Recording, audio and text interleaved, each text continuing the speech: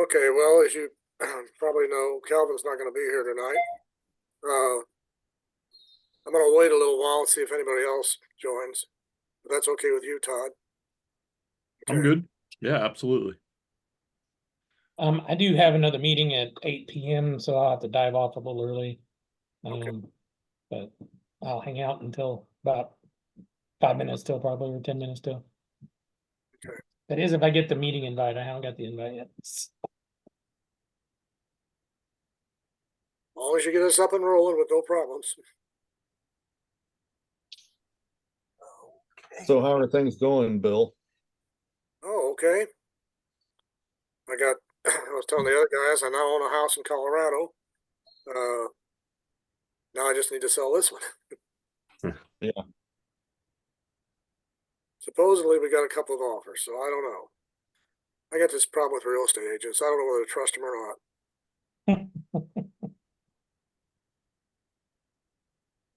They're not quite as bad as car salesmen. Yeah, true.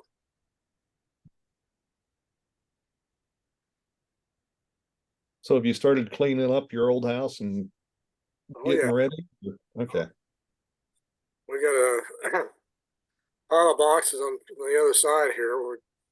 Fortunately, there's a liquor store near me that they don't cut up their boxes. They just put them out there for people to take. And I've loaded my car up about 3 or 4 times to the hilt with boxes. And right now there's about, maybe half of what we had to pack, maybe not quite that much, out in the storage bin in Colorado. So, and we're supposed to move, I think, in May or so. And my granddaughter's boyfriends are coming with them when they come back here. So one of them's a fireman, so he's used to driving a big truck. And my grandson works on buses, so he's used to driving big things. So we should be able to get out of here with no problems. Okay. Are you going to stay active in the club, Bill? Yeah.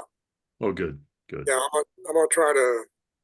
That shouldn't be a problem. I don't know of any other problems, getting online from out there. But now Fort Collins also has. I've been to some of their meetings in the past, but they've got a huge camera club out there. They've got about 84 members in the club. Dang. Wow. Wow. How many clubs do we have here in the metro area? Does anybody know? That's a good question. I don't know. They used to have a women's only club. That was one.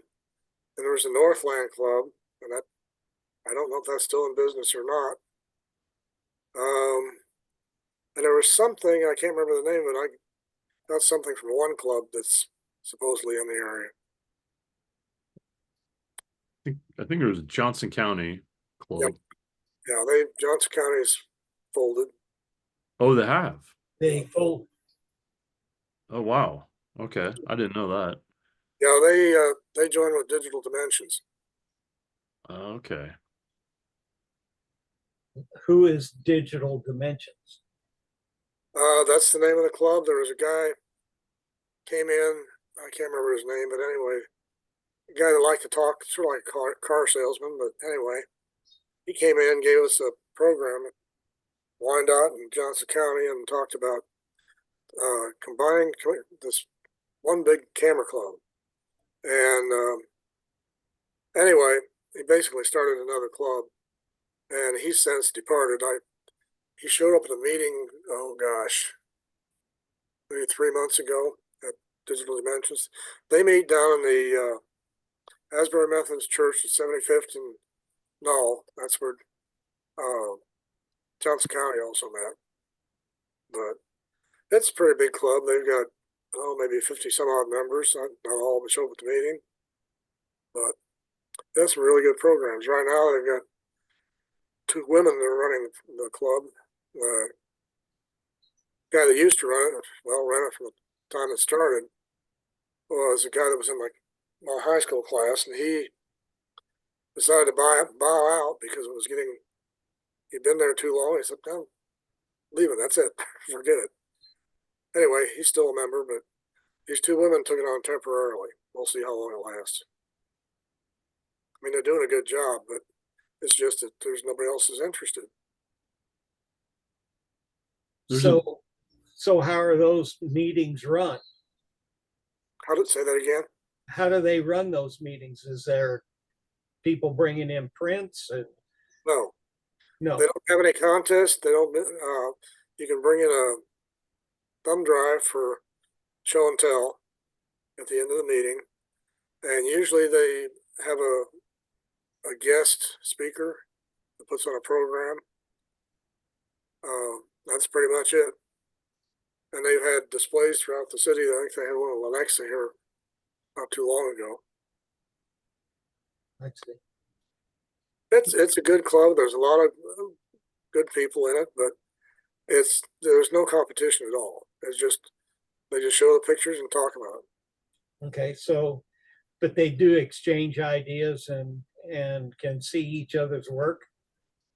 Yeah, and the show and tell at the end of the meeting. I see. And then is that quite a few people that doing that? Yeah, it seems to be. There's an Overland Park Photo Club. Is that the one, Bill? Or is this different? I don't know. Yeah, I just dropped a link in the chat to a Facebook group. I've joined their mailing list, and they have some outings that they do, and they talk about. I guess there's a Kansas City photography group, is what they talk about. Isn't the Kansas City photo group? Isn't that like actual classes that you have to pay for? It might be. No, I hadn't heard of them. There used to be a Kansas City Metro photography group. Well, this goes back way years. The person that ran that one tried to get together like a council of camera clubs, try to get all the clubs involved. They were going to share programs and all this. Well, we had several meetings, but it didn't work out. So is the Lee Summit group still going all right? Yeah, as far as I know. Mm-hmm. Raymond and Tom basically decided that they're kind of out. They were running it. And they were kind of out if they got somebody else running it. And I don't know whether that's the same as his discussion group or not. But Oops.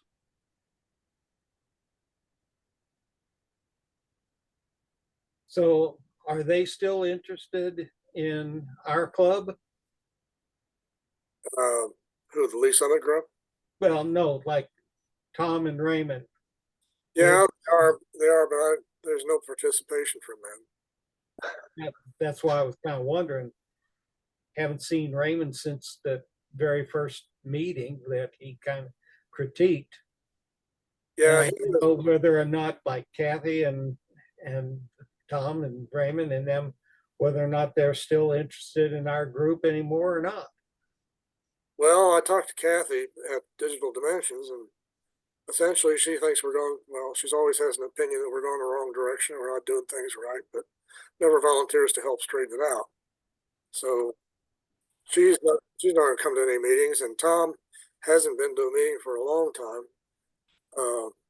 I don't know. I guess he's doing okay. Raymond, I know, is when he did a presentation for Digital Dimensions, he was using a wheelchair to get around. Oh, is that right? And Calvin said that the reason he was doing that is because he gets tired standing up. So it's either he has a cane that he uses most of the time. But he had a motorized wheelchair at the meeting, and he seemed to be doing all right. But he's up in his 80s, and so is Tom. Yeah. What were some of Kathy's complaints about how our operation is going? Oh, I'm not sure I remember most of them, but basically she just didn't like the way we ran the contest, and that we ought to be going out and trying to get new members, and we ought to. She had a bunch of crazy ideas about new members. One was put out cars in the camera stores. Well, there's only Overland Camera left. Yeah. And I've Yeah. given them some cards in the past, but I don't know. Well, that's what I was wondering too, is that how do we entice new members? What is it that we are not offering that they may be looking for? Well, I don't know. Spencer ought to be able to answer that question.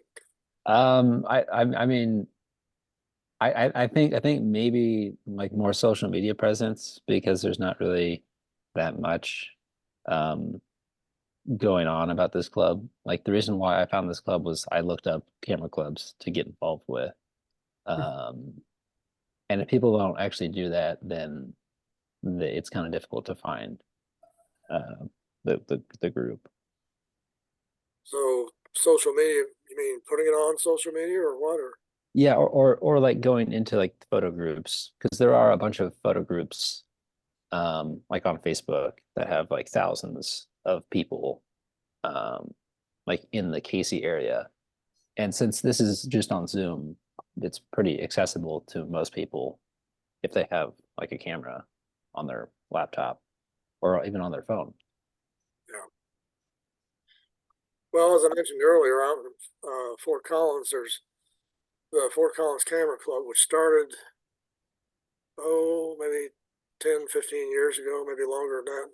Has about 84 members. I don't know if they all attend meetings. They meet at the college there. In Loveland, they get a pretty good sized group. And thanks to judge by the newsletter, they have about a 10-page newsletter every time. Wow. I don't know. Well, okay, it's about 1:45. I don't know if we're going to get anybody else to show up or not, but let's go ahead and start. As mentioned, Calvin's mentioned to you, he's undergoing some health issues, and essentially what it boils down to is he's going to have some surgery on a couple of valves in his heart to get them repaired. It's essentially, they've assured him that there isn't any big deal. So, okay, and he wanted me to read a statement. So I'm just going to read what he's got here. I apologize for not being with you all this evening. Something has come up that requires Debbie and I to hit the pause button. For the past few months, I've been dealing with health issues that have progressed from primary doctor to referring to other doctors and other physicians. The journey began with treating an open wound on my legs, then the cardiology department at KU Medical Center. A full complement of studies have performed on the veins and arteries in both legs, then tests on my heart. The heart studies have revealed concerns with blood flow inside my heart. These concerns are now being addressed by the cardiologist. He's had some times when he's been kind of dizzy and almost fallen over in his house, which I think is probably due to the blood flow. Yeah. I am not in any danger of having a heart attack. While the heart issues can be worrisome, nothing as yet has been called a serious issue. As we meet with the doctors in the cardiology unit today, we should get a better idea of what they find and the best treatment options going forward. We have been assured that my cardiovascular problems are 100% treatable and reversible with no lasting or permanent damage or disability. And he says we caught this early. I will follow up with everyone in the coming days as we learn more about their conclusions and possible treatment going forward. My thanks to Todd for judging, and I'm sorry I'm not there to hear your comments. Good luck to everyone in the participants. So I do know that there's a name for it, but I can't remember what it is. He did have water bleeding from his legs, and usually this is due to not putting your legs up. My mother had that problem. She had circulatory problems, and the blood wasn't circulating to her legs very well. And she was always standing up, would not sit down, laid down. And then when she got in the nursing home, guess what? She was laying down most of the time, and her legs shrunk down. Water stopped coming out. So anyway, if you have that, Calvin apparently doesn't have that problem. It's the valve problem. So, anybody have any questions? Okay. Good luck. Yeah. Okay, and Todd, when you get to Calvin's entries, I've got some comments on those. Okay. I can't think of any old business that we've got. Does anybody else have any comments? Okay, take it away, Todd. All right. Really enjoyed judging as always. There's some really fun photos in this batch, both in the open and in the I guess perspective category, the assigned category. So I will have my comments, and then of course I'll open up the floor so everyone else can comment about it, and then at the end I'll go 1, 2, 3, and so let me share my screen. We practiced earlier. I think we're good to go. See that okay? Yes. All right. All right. First up, we have Bridge from Mr. Dennis. I really like this image. What I like about it is the light and dark. I like the light on the left, the dark on the right. It's a nice contrast. You're gonna notice a little theme for me today. For whatever reason, I was in a cropping mood. And I'm kind of looking for a little bit more symmetry, maybe. That's not quite right. Something along these lines. I might come in from the this is an imprecise crop tool. Anyway, I was just kind of thinking you might want to just take advantage. That's way too tight, but you might just think about cropping a little bit off the left, potentially. I mean, that makes it a bit of a different image. I mean, on one hand, I don't mind more weight on the left, I mean, because obviously we don't all have to be perfectly symmetrical. And I might come down on the sky a little bit. But since we're talking about the perspective, that's kind of where my mind went. But full frame the way you have it, I don't mind it at all. So I think it's a very nice image. Thoughts from everybody else? Where was this taken at?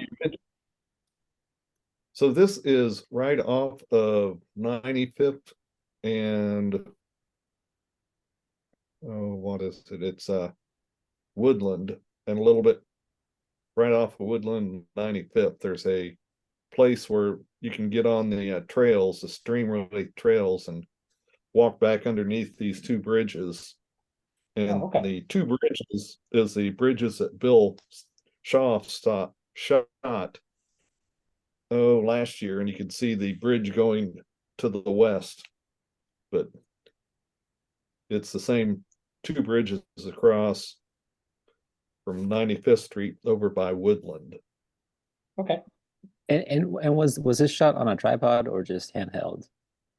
It was shot on a tripod. It's my Z8. Okay. Yeah, because And I think I really like the detail and the depth of Mhm. field. Yeah, It's really crispy. absolutely. Yeah. after you mentioned cropping that, I could almost see it as a square crop also. Perfect for Instagram, right? Social media. If you know how to get on Instagram. I know. It's not the place it used to be. But no, I mean, I think this is well seen. I mean, I do think that there's there's probably some more things to play around with here. I mean, this is such a target rich environment. Maybe a touch wider, maybe even too. To just, since you're really going for, I mean, if you're really going to go for symmetry, go for symmetry, is just kind of my thought on it. But Yeah. I love bridges, so that's fun.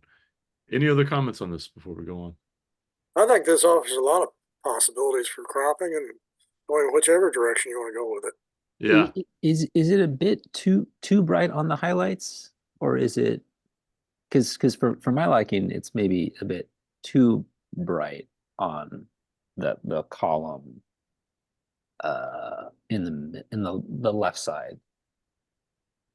I would say that you could darken that down a little bit. I don't think it would hurt it at all.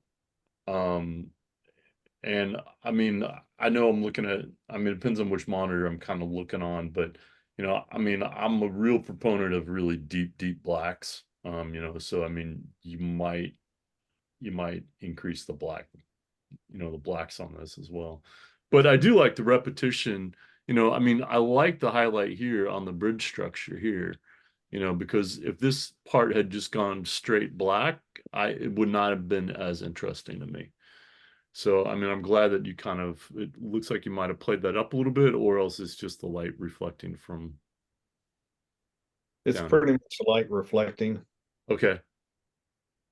Yeah, and I think depending on, I'm looking at this on a laptop, so depends on where you push the screen.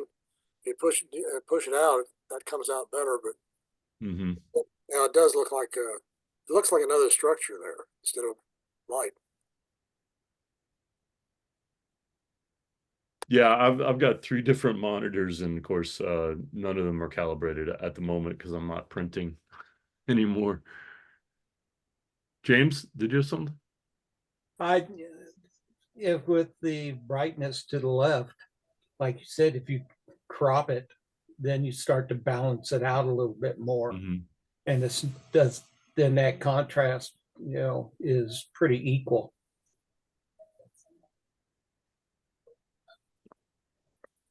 Okay. All right. And Todd, why are you not like calibrating your monitor like every month? You know, I haven't done much printing lately, so Mhm. when I'm doing this video, so I just haven't really needed to do it. Okay. And I'm in the market for a new monitor. So I just left the corporate world, and so now I'm back on my own, so I'm starting to get back into Oh, okay. calibration and all of the fun things that I've missed. So Everybody using for monitors, I'm kind of curious these days. I've got a BenQ 270C, Okay. and a friend of mine also has it, and it's a really nice monitor. Is that 4K, 5K, or I think it's 4K, okay? but I usually don't worry too much about the 4K. Yeah, no, it doesn't matter, but It just makes it harder for me to read the screen. yeah, no, I feel you there. So the one thing with monitors that I've seen is it seems like after you calibrate the monitor for 2 or 3 months and use it, after that, it really doesn't deviate too much from previous. But the first month or two, after you burn that in, it seems like that's when you see all of your change, Yeah. just from previous history. And then I have a Dell, I think it's like a 27-inch. I don't know the specific model. Mm-hmm. I could look that up and send it in the chat. Back in the day, I mean, it's like 2008. I mean, sitting behind me, I bought a really nice LaCie. You know, it was about a $1,200 monitor at the time, and I want to fire that back up. It's just been kind of sitting dormant on my desk, but I've been reading all the reviews on monitors. I was doing that right before this meeting because I'm jonesing to get a new one. All right, number 2 from Mr. Tom, South American Street. Mhm. I really like this image for the perspective. I would have cropped this on the left, and I would have left a little more room on the right because it just felt, I'm going to say, claustrophobic on the right-hand side. I mean, because I wanted my eye to go there, but I just wanted a little more breathing room on that side. To just kind of truly give me these, you know, to keep these lines going.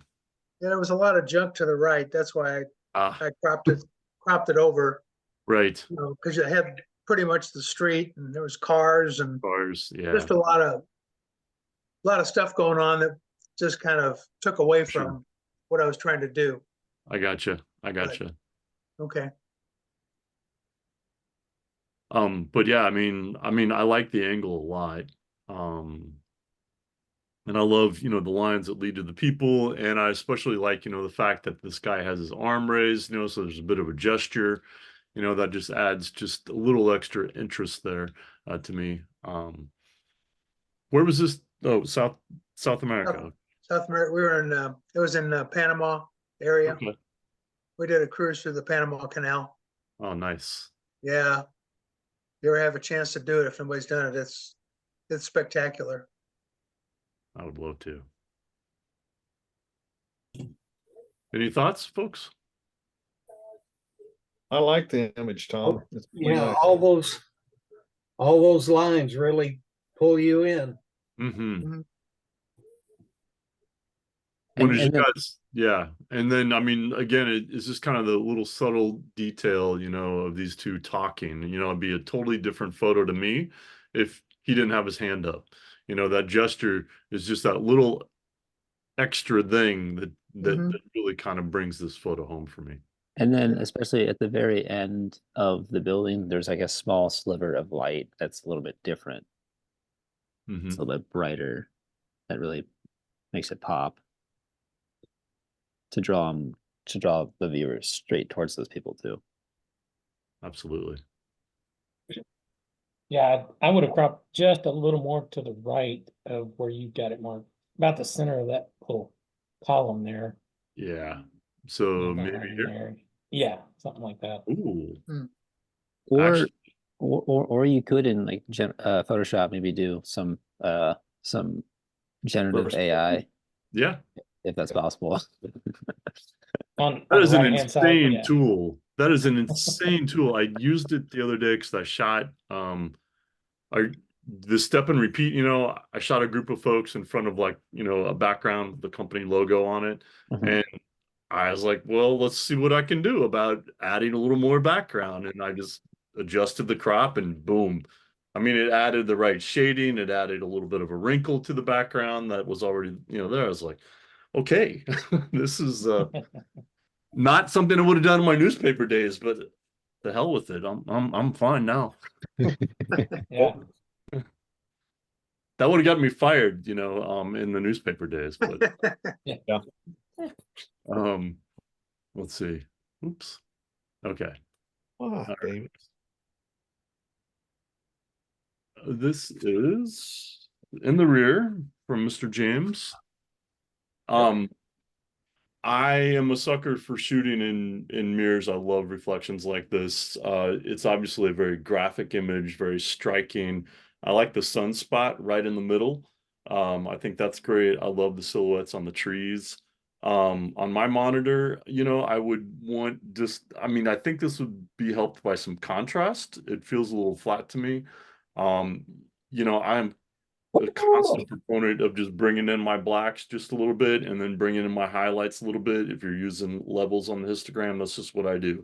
It's just a little tweak. That was always my thing. But I was always kind of thinking about newsprint too. But I mean, I do love a nice rich black, and if it looks better on a different monitor, it probably does. But my question on this, and I'll throw it out to the group, was I like how tight it is, and yet at the same time, I'm wondering if a little looser, a little more context would have been better. I don't know. Love it. Like if you're I- zoomed I- back and you see more of the surrounding. Just a touch. I mean, not much at all. I mean, I'm thinking about adding 1/4 inch to maybe to the top and the right, maybe just Yeah. a tiny bit more. Yeah, because it does look like there's like a little bit of a lake on the outline. But I mean, I see that there's a lake in the rear view mirror. That they're Across the top looks like there's a bridge, which maybe would have added some more noise to the picture. I don't know. I was looking at it from cropping up the bottom and getting rid of it may look closer in your rearview mirror and bringing it up from the bottom, but Yeah. it was just an idea. I mean, I do like the bottom so that you can see that it's a car. Well, Kind of anchors it. Yeah. Yeah, okay. So we need a little bit more at the top and a little bit more to the right. Maybe just a touch. But I mean, like I said, I kind of went back and forth. I like the image. I mean, the way it is. And I'm actually okay that I can't read this, because I think that would have been distracting. But Yeah. it's still there, and I would expect that because you see that in almost every kind of rearview mirror. But one of my things is that I typically don't want to read a photograph, so I'm glad that I can't see the text there. You can see enough of it that you And know what. Exactly. with the way the assignment was, is that, try to, well, my interpretation is that some things are supposed to look smaller than, or bigger than it would be normally. And I decided to use this image, but not thinking that it was really fit the category so much. Then I played with the idea of the fact that the lettering would tell you that things are smaller and farther away than Right. that would then be maybe my definition. Yeah. So I did, all in all, I ended up deciding not to really enhance that.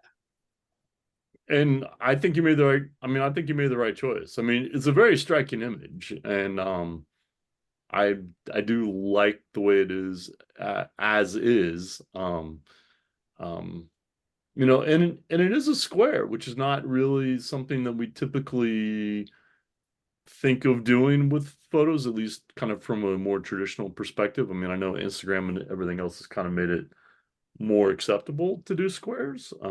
Yeah, this could be a second one on the Wyandotte Camera Club Instagram. There we go. There we go. All But right. this, but the spot in the middle is not too overwhelming. That was my only thing, is that bang, you go right smack dab to the sun. And I didn't. I think it'd be a lesser photo without it, honestly. I mean, this adds a bit of a pop for me. I don't know what aperture you were at. I mean, to have this like kind of do a starburst out could have been interesting. Oops. Oh, yeah. So I mean, if you were at, f/22, it'd be interesting to see what your lens did with that. I love a good starburst, which we'll see here shortly. What f-stop were you at? Do you know? About 5, 6? I don't recall. Yeah, no, that's fine. I never remember my f-stops. All right, Mr. Calvin, who's not here, through the ice. So what I would do with this, and again, you can sense a theme here about cropping. I would do this to clean it up, because I think the more interesting thing here is this. I guess they're geese, so a goose butt. Which one of these is not like the others? And so I think you get to it faster if you crop out, this horizon line. I don't think that this here in the background adds anything for me. I think it's a much cleaner image, if we're going to be playing around with sizes here anyway. That to me tends to tell just a little bit more of a story. It makes me focus again on the butt, which I think is more interesting. Yeah, I've got Calvin's comments on that. Yeah. It was taken just as you see it. I used Photoshop to clean it up. A few areas around the thing that appeared to resemble a head. Someone managed to Yeah. toss out a loaf of badly baked bread on the outside. I purposely left the arrow along, or left the snow along the bank in the background so as to dispel any ideas the lake was not frozen. The thing I had rounded shaped on two dark indentions, giving it the appearance of skull and eye sockets. It was covered with bumps and lesions, making it appear as if it was non-human or a badly decomposing skull. I did a double take when I first saw the thing. The geese were not paying attention to it. A couple of days later, I returned to see most of the lump of dough torn to shreds as the geese figured it out. Anyway, that's okay. That's it. That's interesting. So it's not a duck or a goose at all. That's funny. That is funny. You know, but I think Boy, I didn't see that right off, but I now that I know what he was thinking, that now that's all that I do see. but I think that's an argument for cropping in so that you get to that and are forced to study that more closely, you know, because he saw it and did a double take. But I think he might have been trying to do too much in terms of, well, I wanted to, you know, to make sure that people knew that the lake was frozen or what have you, you know. But that to me took away, I mean, because I just glanced at, you know, if you just glance at this, maybe you were fooled and thought that was an animal and not something with foreign object. Well, the fact that the geese are all standing, for the most part, is enough information to know that you're on solid water. I'm with you. Yeah. Yeah. You know, this, if you just blow it up, I'm assuming you guys can see this. I think that is much stronger to me. You know, there's no reason to be subtle here. You know, I mean, let's draw the viewer into what we want them to see. And now this does look to me like a human. What the heck is that? Some mutant, you know, coming up out of the ice.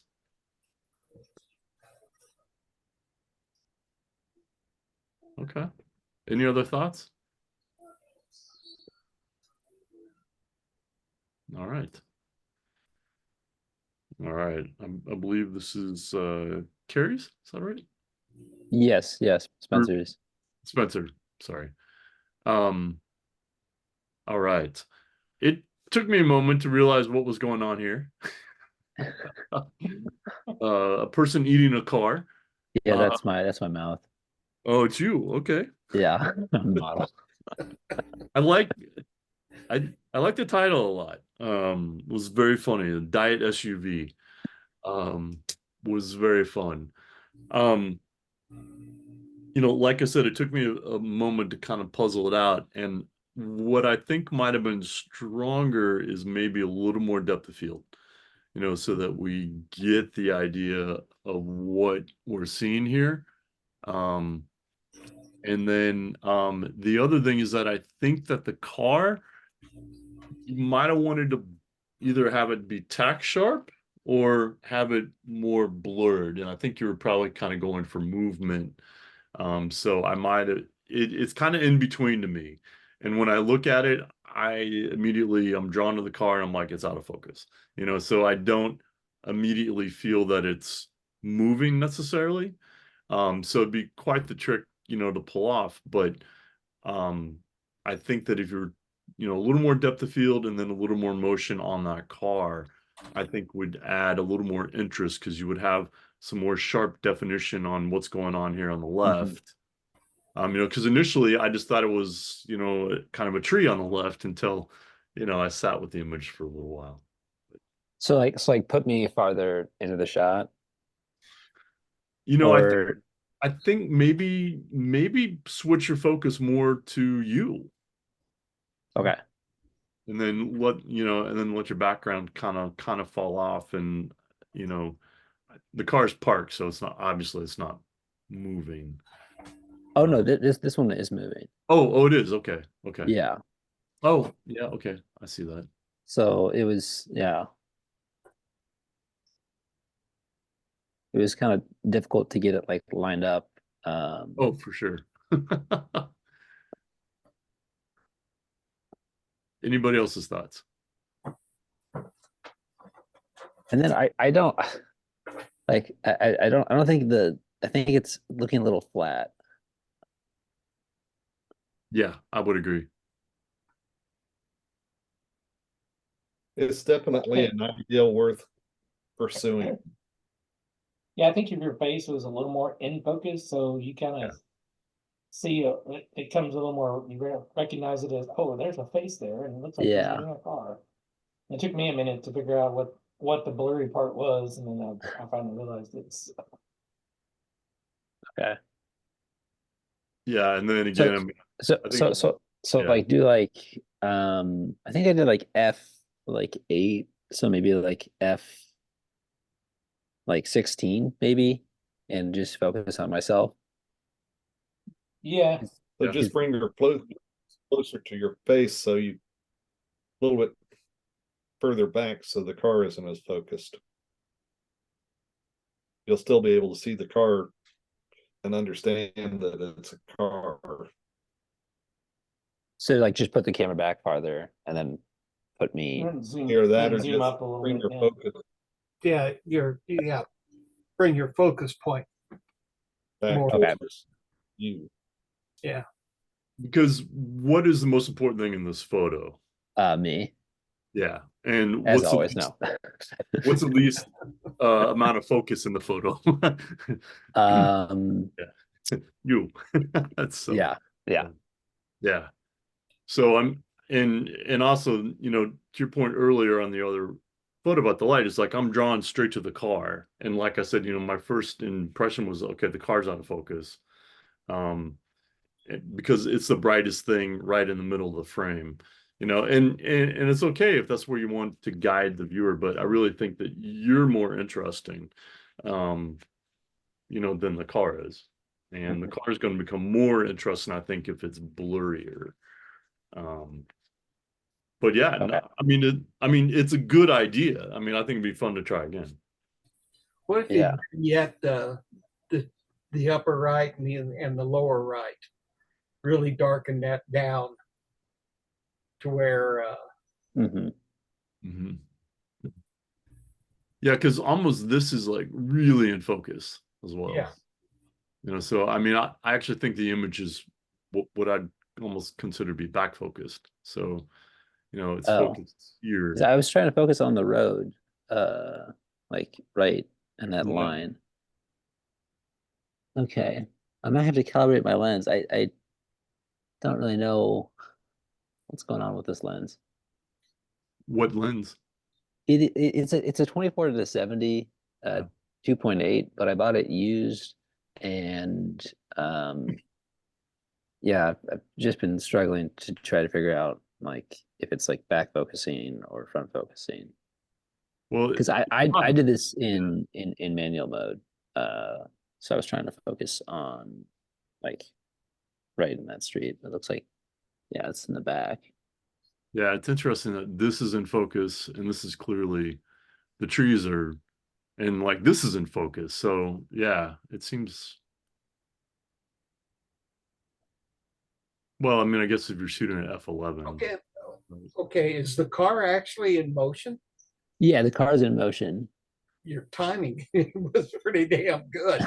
No doubt. Yeah, absolutely. It took a couple hundred to get some like 4 decent ones, but this one was my favorite. Because like there was some where my mouth was too low or too high. I wasn't eating the car or the truck or semi. Yeah. Okay, so The focus car on me. had to be just right. Oh yeah. Absolutely. Yeah, I'm not sure you're going to get that lucky again. Oh, I will. I mean, I was just on a timer, self timer, and then on a tripod, and just like sat there. And it was pretty cold out and windy, and I was like, I don't want to sit out here longer. Awesome. But I love- I will definitely try this again. Absolutely. Very cool. All right. Bill, I believe this is yours. Yes. I looked at this image and looked at this image and looked at this image, and the more I looked at it, the more I really liked it. It's definitely there's definitely perspective here. I like your contrast between the dark on the lower bits and, it's way bright up here, and then you anchor it on the upper left here, with this nice line, and then the darker values up here. It's fun. There's a lot to kind of take in on this photo. And it's just crazy with all the different perspectives. So I mean, it's a very creative shot. I was very glad to see this image. Yeah, Yeah, I was trying to get as much in there as I could. Tell us about how you made this image. Well, actually, with a cell phone. Okay. I just happened to be walking by. I thought, okay, I need an image. What am I going to do? And I just walked by. I looked, wait a minute. Okay, actually, the thing caught my eye looking through the car. So, Yeah. This is not a double exposure, right? no. Jeez. Nice. yeah, that's good. What was interesting was the trees. I didn't think they came out, and then all of a sudden, when I saw the final image, they were pretty good. I love it. No, I mean, it's great. I mean, you've got so many fun lines going in here. This whole frame here is great. How much work did you do on it, or is this pretty much as is? Pretty much as is. I think I did crop it because it's kind of long. Yeah. I did crop it a little bit. I can't remember. There was something on the right that didn't look right. Okay. I mean, this just works for me. I mean, it just really, really works. It's very creative. Yep. I realized, speaking of the Nikon Z8s, you can do multiple exposures. I've never seen that on a digital camera before. I might have just lived under a rock, but I saw that in the manual. I was like, you gotta be, I can do a double exposure? Really? This is fun. Todd, have you tried that?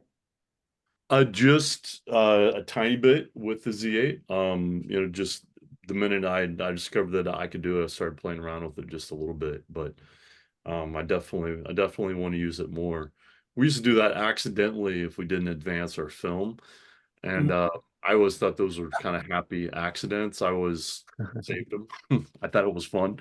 But it didn't make a usable image for the paper, but typically, but from an art perspective. And Bill, I actually thought this was a multiple exposure, to be honest with you. Yeah, it does kind of look that way. Yeah. But you've got a couple of, well, you got 2 or 3 areas of reflection, so it's kind of what makes it look weird. Yeah. I wouldn't I've say talked a lot. weird. Any comments for Bill? Sorry, go ahead. I wouldn't say weird. I'd say very interesting. I like it. Oh, It makes you think. for sure. Good thing it was a bright sunny day. Yeah. And again, it could just be my monitor, but deepen your blacks just a touch and, just see what that looks like. But yeah. Yeah, Sorry. if you could get the Sorry. highlighted area down just a little bit and enrich the contrast, especially down around the mirror. Yeah. Otherwise, man, That's fun. this would be a great one to work with. I will. Yeah, I think it's really fun. I mean, this is one that, shoot, I'd print it and stick a frame on it. I think it's fun. Put it in a Chipotle. Exactly. I just caught that. This is from Travis, all hail the Stanley. And what is this here? This is That's Pikachu. Yeah, that's a Pikachu. Yeah. Okay. Pikachu. This was a last minute throw together. I had foot surgery last week, so I'm pretty much immobile right at the moment, Gotcha. at least very far. And So Stanley is a big deal at my house. We've got a whole bunch of them. My wife is obsessed with them, and so, and my daughter had this little Pikachu sitting there with his hands up, and I thought, okay, well, so I threw a cool background on the TV, set everything up in front of it, and just changed the perspective of my iPhone, and shot up to kind of force perspective here. So What's on the TV? I mean, so was it a show or something?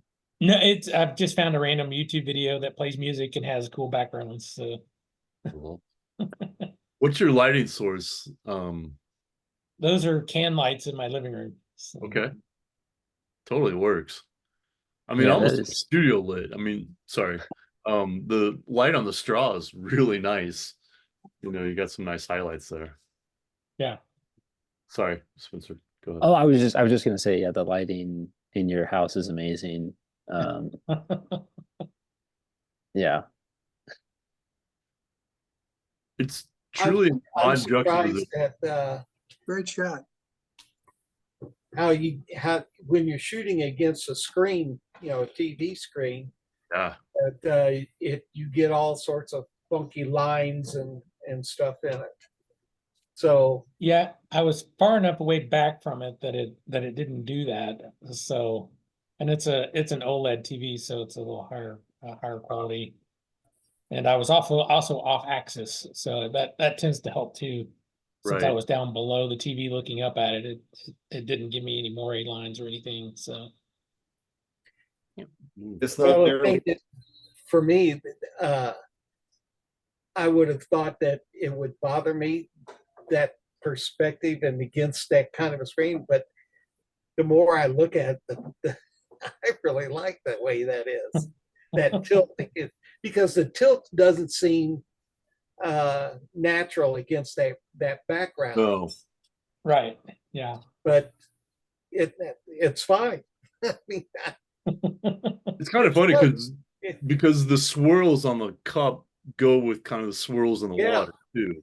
Yeah, yeah. And again, I mean, I love the separation of the different elements, like this dark here sets off the handle and this little logo.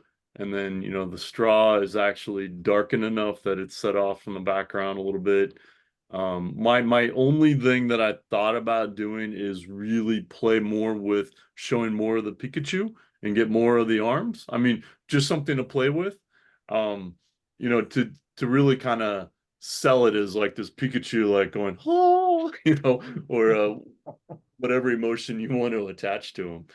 But as is, it's perfectly fine.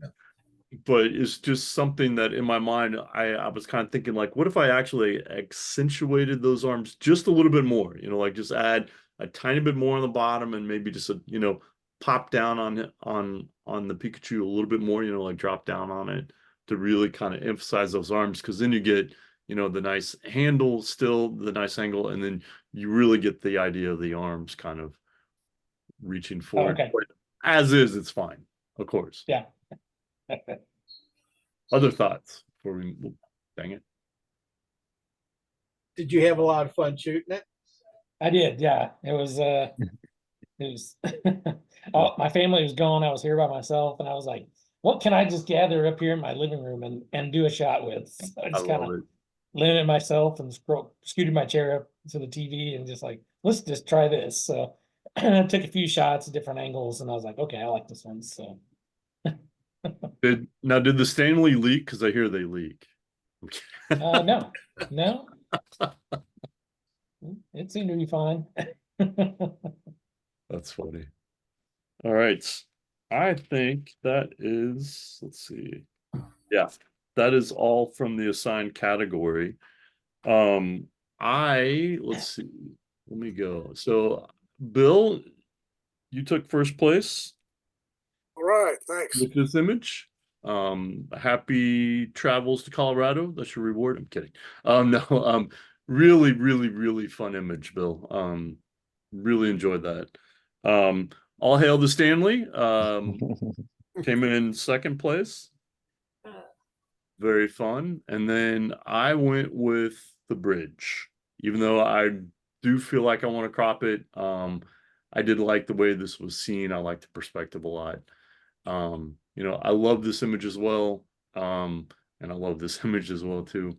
But I just think that, you know, in terms of this one here, honestly, I mean, I know we talked about maybe darkening the highlights just a little bit, but you do kind of feel a richness here in the blacks, or at least I do on my screen, which again kind of gives this image, you know, a really nice feel. You know, this is a little flatter, you know, and this again is a little flat, at least on my screen. You know, same here, you know, so it could be my screen sucks and I need to calibrate it. Yeah, but I mean, compositionally and perspective wise, I mean, I think that these are Yeah, probably. I top three.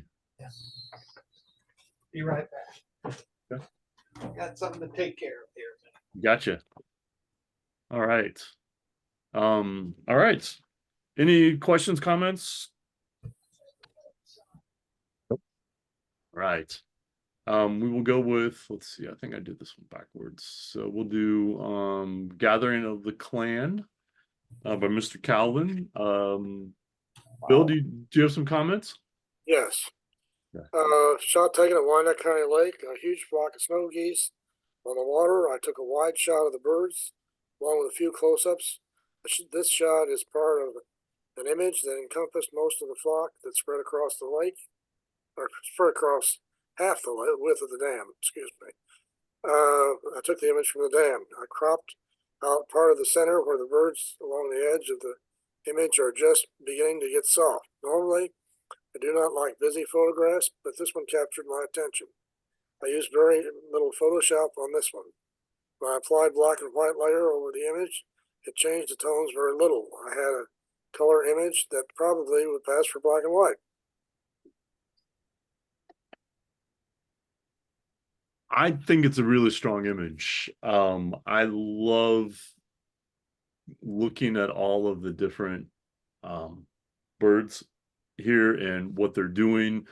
I love that he went black and white with it. I think it really is fun. I like there's a bit of grain to this. I like that. I mean, it just adds something for me. There's not a whole lot I would do different other than I wanted the top of this bird here on the upper left, if you can see where I'm shaking my cursor. I just wish that I could see the rest of his head, you know, because there's no reason to cut it off. And since that is like kind of, you know, if you will, that's the big moment here. I think it's about the only bird that is spreading out its wings. You know, I think it's worth keeping in as much of that content as possible. So it sounds like he cropped in, so he can probably expand this out and recapture that. But, you know, it's a subtle thing. But, you know, again, as we talk, or as you'll hear me talk a lot, it's all about the subtlety. You know, it's like our cameras shoot 10 frames a second because, you know, we do want to capture, or more frames a second. It is all about the gesture. And I cannot tell you how many hours I've spent, you know, with other photographers where we're going back and forth. Is it this one or this one? Is it this head tilt or that head tilt?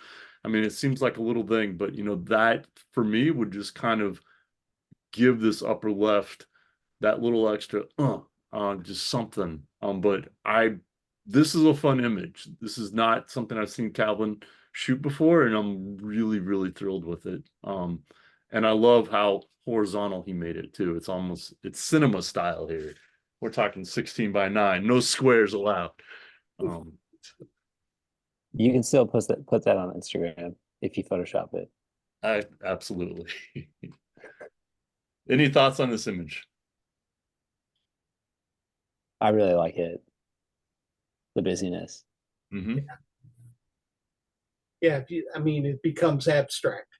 Yeah, it does. It does. It's almost like Where's Waldo? I was thinking the same thing. Yeah. Well, that's why your comment about cutting the duck's his head off. If you had that, then that's your Waldo. Exactly. Yeah. So Yeah. Yeah, it's just that little extra thing. Yeah, I would be curious to know whether or not he's cropped it from the top or from the bottom. mhm. He didn't say in his comments. I'm gonna guess that he's got it, and we'll see another version of it at some point. All right. Number two, Mr. Travis. This is a cute stadium in Minneapolis. Um, this reflection is captivating to me. The light here on this triangle is just stunning. And I mean, again, it's you can see what we're kind of talking about. Like, no matter how my screen is, the blacks are black, the whites are white, and I love that about this image. And it also feels, I think Spencer said crispy earlier, or about another image. You shot this with really a lot of depth of field here, which I think you needed to capture all the detail, because there's so many fun lines in this image that you want this to be, at f/22. I mean, I don't know what you shot it at, Travis, I but don't remember either. yeah, that's fine. But I mean, everything's in focus, and I wanted everything to be in focus on this, but it's really well done. I welcome other comments. Kind of a shot within a shot with the Yeah, skyline Absolutely. reflected off of the front of that stadium. It's beautiful. Yeah. I would almost like to crop in on the bottom and the There right you go. side. Okay. So I'm you gonna get try it. Tell me when. So go up a little bit more How about and more? then shoot to the right. And then crop on the right. Crop on the right. Oops, sorry. I screwed up. Okay. Can you Maybe crop So like a little bit more higher? So Higher? you're Yeah, a not little cropping bit. that pole. So it's just the top like Oh, that. here. Ooh. I Oops. sort of like no, yeah, Ah, sorry, folks. My mouse. All right. So we had one idea that was here. I'm gonna take my hand away. Somewhere in there. That So would, the that would one be my I idea. need more at the bottom. I would agree. it seems like the right side at the bottom competes with the left side with the big white spots where you can see through it. Okay. Okay. Oh, So okay. Yeah. cut all that out, you're suggesting? So So I cut can, off, yep, like that. okay. Okay. Wow. That's an interesting image. Yeah, like you said, there's Yeah. a lot of things that make it work in there. You can crop and move things around, but you know, Because that really pulls your eye right into the reflection off that window. yeah. Okay. Yeah. I like that. With it being symmetrical or more centered, Yeah. now you really start to see the diagonals. And But anyway, interesting point. Yeah. it's pretty dang good the way it is. Yeah. I am infatuated by, this reflection, and I just, I think it's so cool because you've put this in context in terms of where it's located. I mean, obviously it's located enough to the city center that you're getting the city skyline, beautifully lit and beautifully reflected. I mean, I'm a sucker for reflections anyway. But the other thing that I think is nice, again, it comes down to I don't like to read a photo, and I'm not distracted by this information here at the lower part. That tells me, it does give me some information, but it's not the first thing I read. I'm so drawn into this. And then I'm like, oh, it's a stadium. Oh, it's a stadium. It's like, oh, like I've looked at this a dozen times and I don't catch the US Bank right away, which is great. I'm grateful for that. And I'm also grateful, that this on the board here, I'm assuming it's an LED board, Mhm. It's kind of indistinct when I'm looking at it not zoomed in. So, it doesn't overpower the beautiful reflection. And it's and I'm torn on the right hand side. I don't mind it because I like the lightness here in the reflection, and I like the lightness here. You could play around with maybe bringing down the right just a touch, not a whole lot. Yeah. Because I do like kind of the subtle grays here, and then the really stark, black lines here. So in a way, this on the right is downplayed, and it in some ways accentuates for me these strong values here and the strong lines. So Yeah. I mean, I feel like I want a road trip up there just to shoot this reflection because I'm awesome. There's a lot to shoot up there around or in and around this stadium. So Well, yeah, you showed that other photo, but all right, I Yeah. talked a lot. You all, any other thoughts apart from crops? I really love that. Very nice. That's a whole different photo, but I don't know.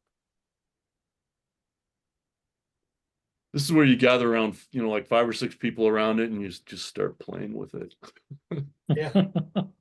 But I really think that you made excellent choices here. Yeah, very nice. Okay. Oop, sorry. It's always a lot easier to crop in than it is to pull out. Yeah. Unless you have generative ad in Photoshop. Yeah. All right. This is from Bill, Deep Space. Kind of gave me a Saturn vibe. If I know my planets. I was really drawn to this reflection here. This kind of spider webbing. Well, it may not be a reflection. Oh, great, we're getting hail. Yay. Yeah, that's what we're getting stormed here too. Yeah. Same here. So, I gotta shut a window really quick. I'll be right back. yeah, it's the kind of the same things I had to take care of. Oh, it's hailing right now? Yeah. Huh. I'm in Shawnee. It sounds like it's just letting up now. But it was coming down pretty good. Crazy. It's a beautiful day out. I might be just on the north side of it here, but of hail and really heavy rain. Oh, But It's still just fine over here, but I'm on the southeast side. I'm in Merriam. Yeah, Well, it's picking up. so what if you could really push the darks in here? Mhm. That helps some too. Yeah. But like if I'm trying to take my mouse and move it across, and that's but the line down the center of the handle, if that one line was just a little bit darker, Yeah. bring that tree or that spidered image.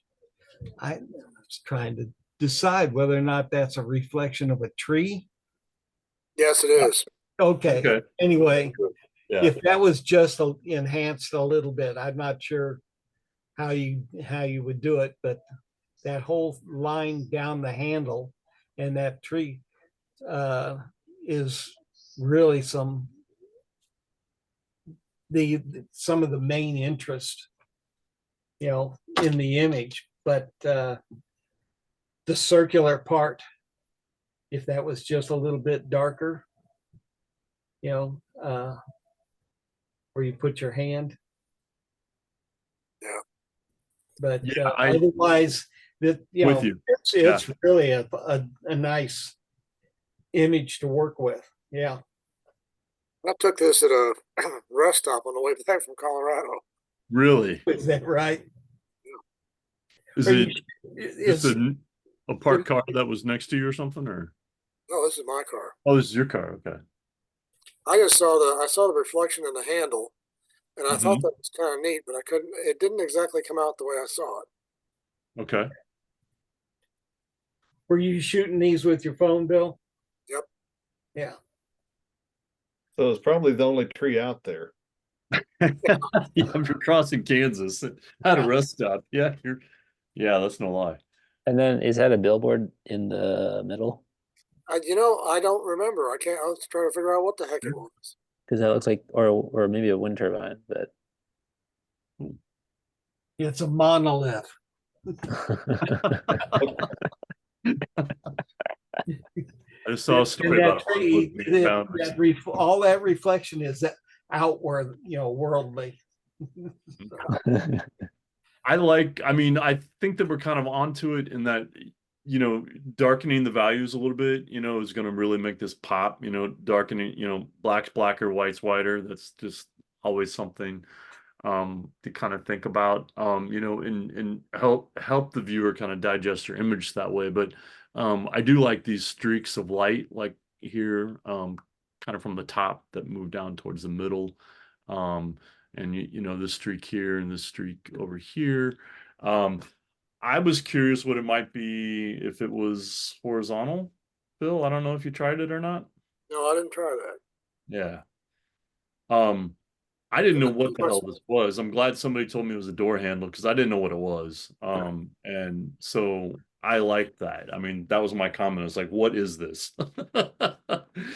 But I liked it, especially with your title, Bill. I mean, I think sometimes we overlook titles, on photos. We don't want to give them a proper title, but you did. And that steered me in the direction of where you were wanting to go, I think, with this image. But Yeah, that's what I try to do. And I was just noticing, I was taking your comments into consideration. I can move my laptop screen back and get the darks that you're talking about. yeah. And I mean, I just think that would help. I mean, I would be curious, the same angle, horizontal or kind of tilted a little bit. The same composition, just horizontal ish. Yeah. I don't know. I like the diagonals. If Yeah. we cropped it from the bottom just a hair, Yeah. I think you know, yeah, or maybe get more to the left with the handle true. so that we can see the full ring of Saturn or Jupiter. oh yeah. But but at the same time, I mean, it's not bad that you're leaving this off, I mean, and you do sort of kind of follow kind of a rule of thirds here in a way, which isn't bad either, and this is more emphasized, this kind of cool reflection, which might get more lost or get lost if there was more here. But yeah, definitely something to play around with. Very fun. Yeah. All right. Let's see. Go the right way. All right. Solace from Spencer. Yeah, so Go ahead. yeah, so this was at the Chiefs parade, and I brought my camera, and there was just this little girl playing with a balloon, and I really like this one. She like tackled the balloon in one photo, and then she just hugged it, and then the light just amazingly creates a little highlight on part of her face, which I really like. Absolutely. I love the moment and I love the light on the face. That's just it. I mean, that says a child having a great time, I mean, it just, and the way you cropped it is nice and tight. I'll go back to the title. If you really wanted to sort of, have this be, you know, this girl having a moment within a crowd, it might be interesting to see what it looked like a little bit looser. You know, I mean, I like the tightness, I like the moment. But I might, you know, if this was a little bit looser and we caught the idea that she's in a crowd of people, then that would tell a different story. I mean, as it is, you've got a nice moment with this girl. You know, but I mean, I would almost lose, I mean, for this particular moment that you're trying to capture and with what you're trying to say, I might loosen it up on the left a little bit. You know, because it feels a little, I always say it kind of feels like claustrophobic. You know, it's like I want to let it breathe a little bit, because it's tight enough, you know, that and with the light, the way it falls on her face, I go straight to what you know, that cute little face and just kind of, I love this balloon, you know, which is what I get from this, which is fantastic. But you know, so those are some things that you might just kind of think about in terms of if you're trying to do maybe more of a storytelling type of moment, you know, seeing her having this moment of quietness and the chaos that, you know, was that parade. Yes. Yeah. Just sheer number of people, I mean, apart from what happened later, but yeah. Yeah. Other thoughts?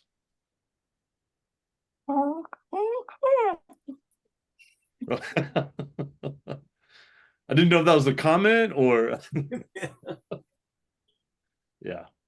But nice. Yeah, I mean, and you can't ask for better light, you know, just, I mean, it's hitting on our eyes, which is right where you want it to hit.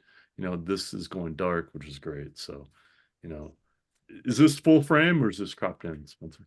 Yeah, this was cropped down. Because I think I did have like a lot more room. Yeah. But didn't necessarily want to show more people. That's fine. Yeah. Yeah. I mean, in that case, then the only thing I would do is just loosen it up on the left. Okay. Other thoughts, comments? Looks good to me. All right. All right. Step up, Mr. James. I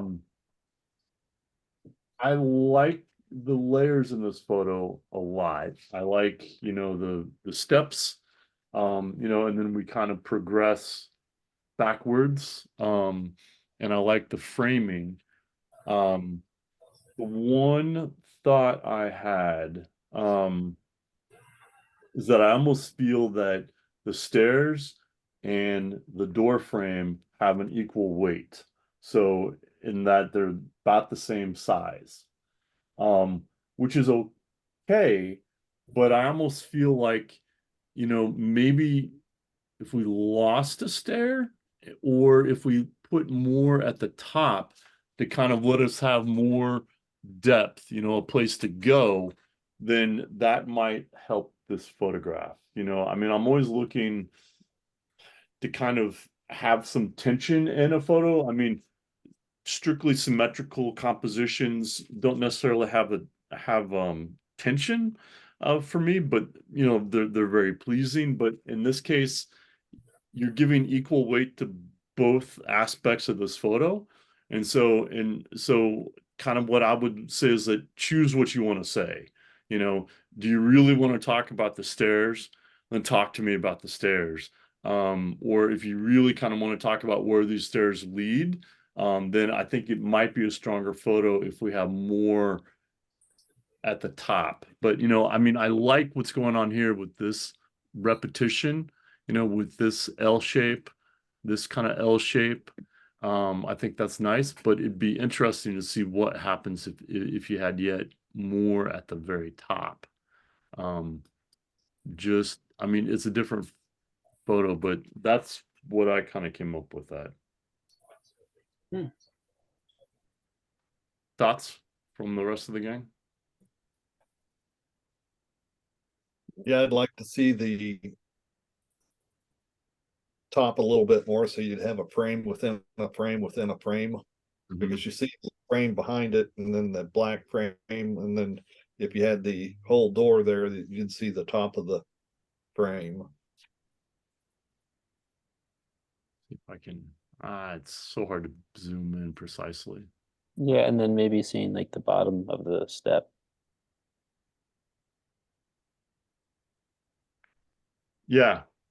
I mean, it kind of feels like there's not like an anchor. It's like there's almost an anchor, but that's a good point, you know, a little bit more at the bottom, you know, but I mean, that's kind of where I get to the, you know, I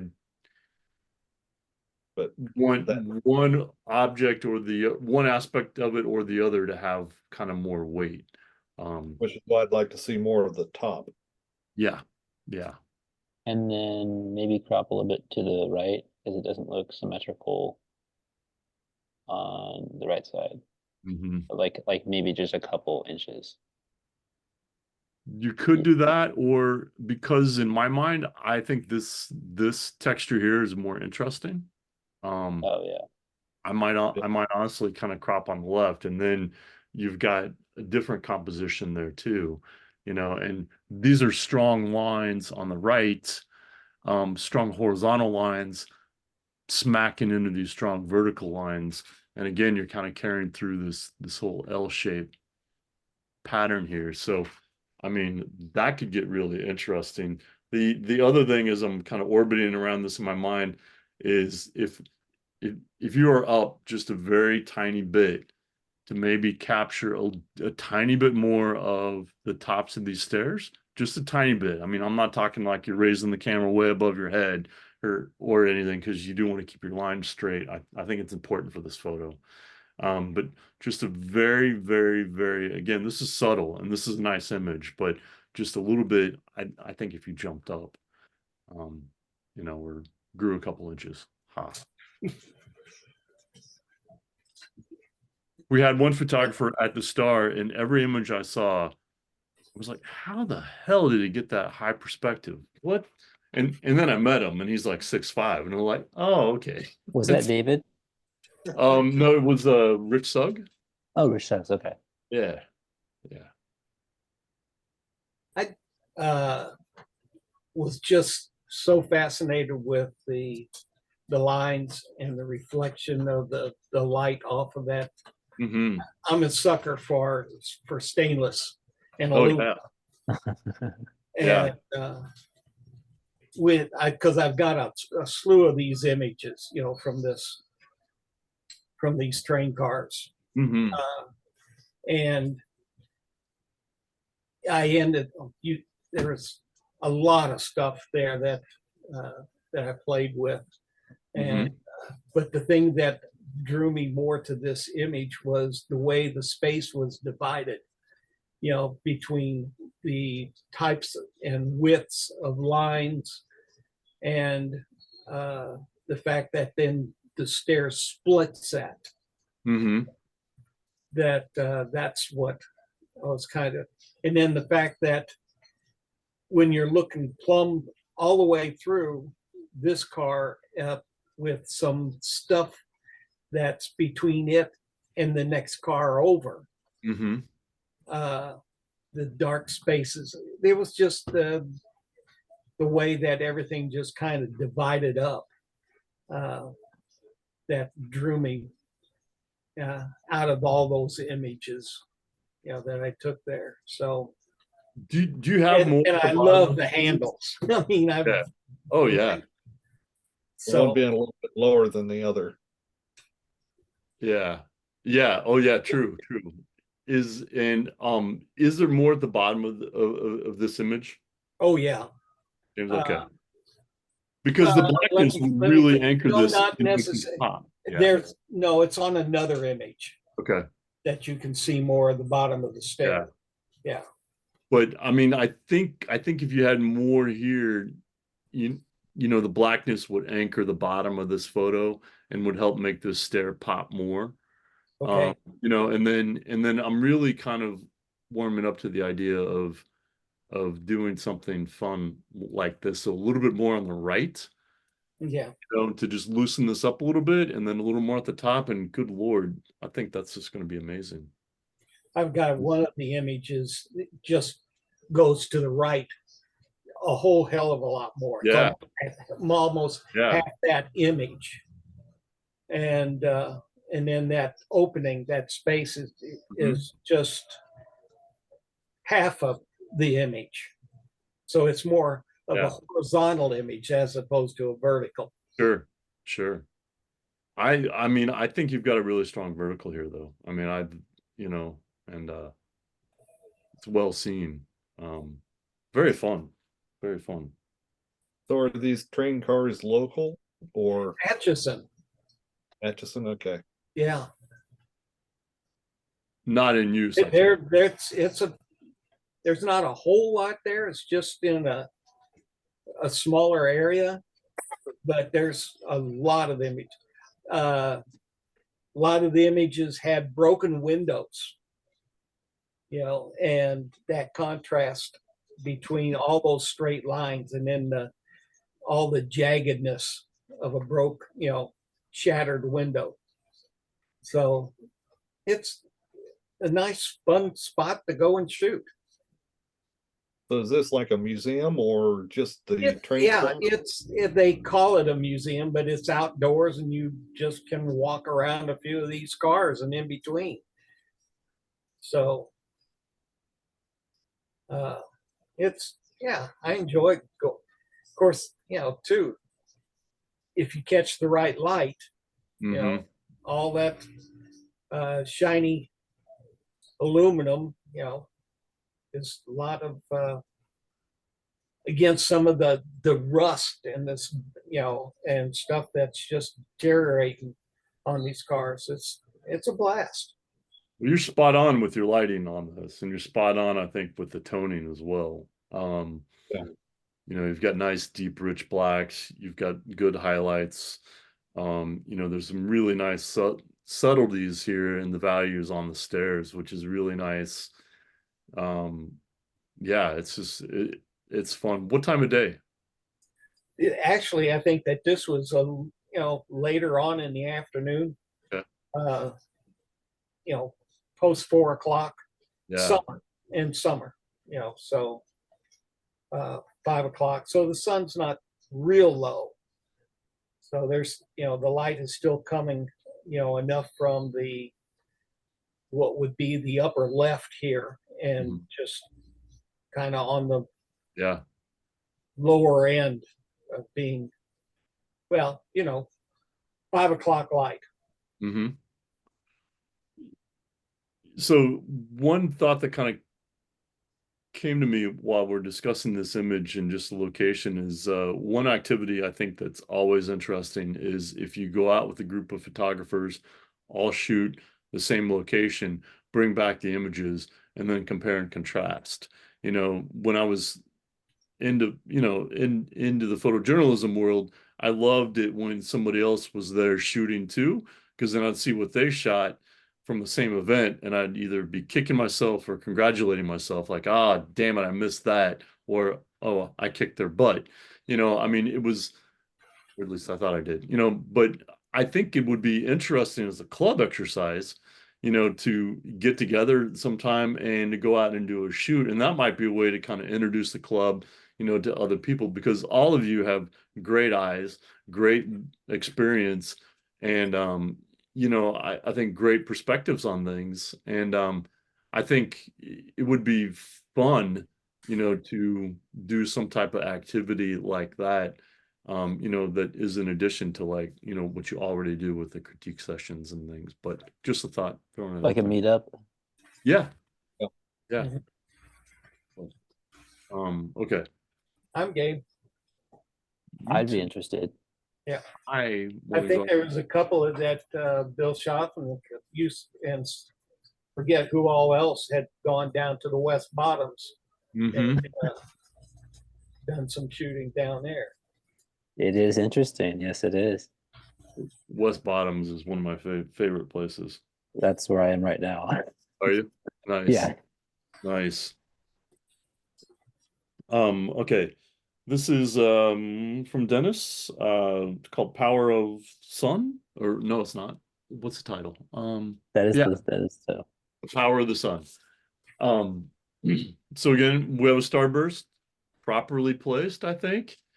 Really, just a really well done image. I like seeing the the characteristic of the lens is on display here. This is perfectly placed, with the starburst. I like the lines of light radiating onto this dark spot here. This is I talk a lot about kind of anchoring an image. It's a nice anchor on the right. There's just a lot of different values. The light in here is really nice underneath the bridge here. And there's just a lot of detail, which I think is very fun. And again, I mean, I think you notice when an image has a lot of great contrast, and we've seen some images that are a little bit flatter, but you see that at least I'm drawn to images of a little bit higher contrast. I don't want to go all HDR, and we don't here. I do like this image. Comments, questions? So this is I turned around and looked back up from the other photo that was showed earlier. It's the same bridge. Yeah. And I just happened to look up and I seen that the sun was coming up over that center pillar, and there actually happens to be a small light that was right there underneath the sun. So I just found it interesting that, and I like sun stars from time to time, that if done correctly, they're really cool. Absolutely. I'm just playing around with crops, but other comments? Nicely done. Can you take the bottom crop up a little bit and eliminate that white spot down below? That, yeah, right there. It kind of draws your, I mean, it's kind of distracting. I think that really hits the bullet right there. I don't mind that crop. I don't mind it either. I mean, because it doesn't take away anything. The sun rays are still going to the corners and Yep. Yeah. Yeah, the only thing it takes away from a little bit is kind of the strong horizontal in the middle here. Yeah. Yeah. With the pillar and then this Maybe you could just kind of iris flare. darken that out a little bit. Yeah. Here, that would just. I think you're right. I mean, I don't think that's. Oops. Well, I mean, include as much as possible. Or hell, just take it out. Just take it out. Photoshop it. Yeah. Yep. But that's nice. Okay. Very fun. All right, I think we're down to our last one. I'll get good at this eventually. All right, this one is Tour de Shawnee from Mr. Tom. And I think this is fantastic. I love the motion blur. It's still distinct enough to where it's not abstract to the point that it's distracting, if you will. Yeah, it's almost abstract in a way. I was set up, every year they have a bicycle Tour de Shawnee. I was set up on one of the back roads, and I have a lot of shots of, they were just still motion, and it's kind of boring. So I was trying to get some, motion into it, and that particular one, I'm not even sure how I had the camera set up to get it, but I got it.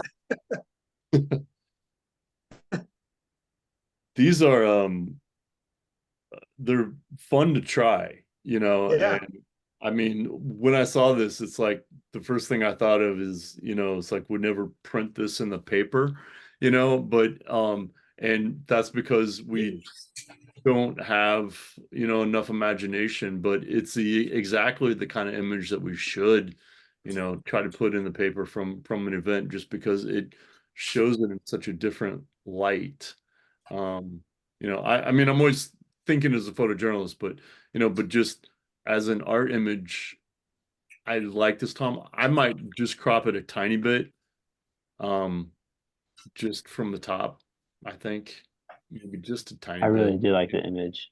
The Yeah. only thing is I would remove some of those spots on they're just scattered around a little bit. Like I don't know what they're called, like water spots or Oh, over here. no, it's like right above the the bi the bicycler right there. There's Oh, right one, there. and then there's Hmm. another one down below. I mean, those are very minor, There. but only I guess only like a photographer would notice those. Those are probably sensor spots or spots on your sensors, my Yeah. guess. Yeah, it could have been dust on the, you know, I mean, Yeah. I was there for quite a while, so I mean, dust could have settled on it. I don't know what Yeah. it could be. Yeah, Yeah. it But was not, other it was than not, that, it was not, obviously it wasn't raining or anything, you know. yeah. Okay, Good eye. Good eye. I didn't see yeah. those. Yeah. Other thoughts? Now I really see him, Spencer, damn it. I know, I know. Just ruined the picture, Spencer. Yeah, Thanks. you just ruined the whole thing. Yeah. Okay, Well, I mean, like that I feel like that's like the first thing I look for. Like if I'm like taking one of these pictures, it just like is noticed because you're using such a low shutter speed and like a higher like f-stop, and then they Mhm. just appear and then you're like, well, I thought I cleaned my like camera. Nope. well, I mean, I was setting up, I was shooting and shooting and shooting, so I didn't have time to play. I mean, Yeah. you know, check out the lens, but yeah, there's a few of them on there when you blow it up a little bit. Yeah, They're very easy to remove in Yeah, Photoshop or yeah. Lightroom. Yeah. But other than that, it's a really good picture. Yeah. I'm sorry, guys. I'm getting bombed here. Are you? Oh, yeah. Oh man. It's even accumulating. Where are you, James? I'm close to the speedway. Okay. Great. So it's coming this way, I'm sure. Yeah, I heard the warnings on the phone go off here a minute ago, but I've Yeah. got some hailstones that are shooter marble Oh, size, and they've been pounding out there for quite a while now. well, I So hope if you you're get a new roof. east of me, you might Yeah. get some. Because it's been big enough that might put a few dents in things. yeah, you're right. According to my radar, you're right in the bullseye. Is that right? Yeah, Right. I can't see it, but Oh no, the background went away when you did that. Yeah. you're right in the bullseye. All right. Well, that is all of them. Let's see. We'll start with number 3. Number 3 was I liked this one from Calvin, The Gathering of the Clan. Number 2, I gave to the Acute Stadium. And then I loved, as you might imagine, I love this one. I thought that was very fun. So that came in as number 1. And I would give an honorable mention to our cyclist as well. Thank you. We had some good images again this week. It really did. Yeah. Very, very creative. Yeah, I was really impressed with the variety of images. You know, everything from moments to, you know, some whimsy, to, you know, some just really, you know, just well seen abstracts. You know, that's gorgeous. You know, this is so much fun. You know, I really think this kind of turned on everyone's compositional creative juices, you know, in some really fun ways. So, fantastic job, folks. I mean, this is one of the most diverse group of images I think I've seen or that I've judged, for sure. You know, black's blacker, white's whiter. That's all I got to say. You know, wins every day. You know, this is fun as well, but again, it's like, don't be afraid to like hit the viewer over the head with where you want their eye to go, you know. Crop out the crap, as we like to call it, but in this case, you might emphasize the crap. I don't know. But anyway, but yeah, really well done. Thank you, Todd. Thank you, Thank Todd. you. I appreciate all the comments. That's one of the main reasons why I joined the club a long time ago. I need those critiques, those comments, if so that you can push and keep, keep learning. Yeah. I Always love seeing other people's ideas on my photos. I mean, I always say the worst thing that happened to us is that we started shooting digital and all the photographers would work on their laptops and we weren't around the light table. It's like you used to gather around the light table and you'd have senior photographers, they'd come by and they'd be like looking through your take and be like, Feeback, what the hell were you thinking here? You know, so you should have moved here, you should have moved to the left, should have moved to the right. Why did you put him in this light? What were you thinking? Go back and reshoot it. You know, so all of that was invaluable, you know, in terms of getting that almost daily feedback and kind of ass kicking it sometimes. But, you know, but that's what, you know, I love all of your comments too. You know, that helps me see things that, you know, that I might have missed. Like I missed the dust spots on that image, Spencer. So mad props there. And I mean, we all have opinions, right? And I don't think that they all stink. I think they're all pretty good. So I think that's what makes the club worthwhile, because the way, Bill, you were talking about that other club that they don't do any critique. What the hell can you do? I mean, what do you learn? Somebody comes in and talks to you about stuff, but unless you put it into motion, what Exactly. are you learning? Yeah. Well, and I think that's something that makes this club stand apart, you know, is that you are focused on, you know, critiquing each other and getting a variety of judges and perspectives. And I think that is, I mean, to me, I mean, that's the fastest way to grow. Because you're totally right. I mean, you come in and get a lecture on Photoshop, but you know, we're not talking light composition and everything else, you know, mood, tone, the whole 9 yards that we've kind of discussed here tonight and you know, that you guys always discuss. So And the fact too that we're pushing thing all into black and white as opposed to, adding that extra element of color to be. yeah. yeah. So when first started taking classes, it was all about